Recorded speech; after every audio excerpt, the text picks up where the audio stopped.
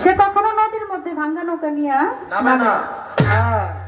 বাবাজি যখন গান গাইছে এই গানটা, তো উনিও তো একজন সাধক মানুষ। আমি জানতে চাই আসলে সাধক তার গানের মধ্যে গান শুনলাম, ভাব আছে যার গায়ে দেখলেই তারে চেনা যায়, সর্বঙ্গ তার পরা ভাবেরই ঘরে আলেক শহরে আল্লাহ রাসূল বিরাজ করে। মক্কা কি মদিনা খুঁজিলেই মিলে না, খোঁজো তারে আপন ঘরেতে, দেখলেই ছবি পাগল হবি, কোনো নিষেধ মানবে না রে। এটা কি ছবি, কার ছবি, কেমন ছবি? এটা আপন ঘরের মধ্যে দেখা যায় কিভাবে?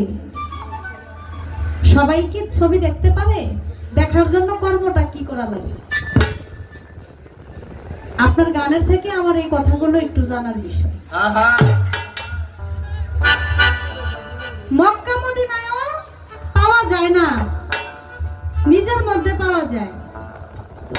নিজের মধ্যে যদি পাওয়া যায় তাহলে নিশ্চয়ই এখানে কোনো বিষয় আছে। সে বিষয়টা কি, কার ছবি, কেমন ছবি, সেই ছবির রূপ চেহারা কেমন যে দেখলেই পাগল হয়ে যায়, মানুষ ঘরে থাকতে পারে না। এই বিষয়টা আমি আপনার কাছে বাজানে একটু জানতে চাই। আশা করি আপনি আমাদেরকে সুন্দরভাবে বুঝাবেন।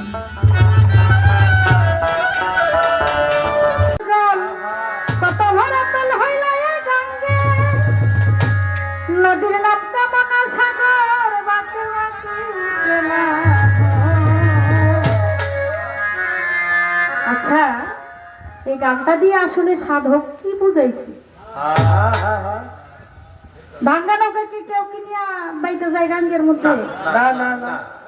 যে জানে যে নৌকাটা নিলেই আমি ডুবা পড়ে যাবো, সে কখনো নদীর মধ্যে ভাঙ্গা নৌকা নিয়ে নামে না।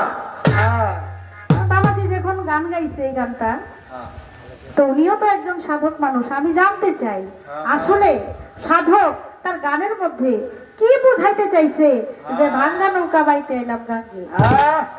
আর এই ভাঙ্গা নৌকাটাকে কিভাবে মেরামত করে ভালো করা যায় সেটার একটু পদ্ধতিও আমাদেরকে একটু জানাইয়া বুঝাইয়া যায়।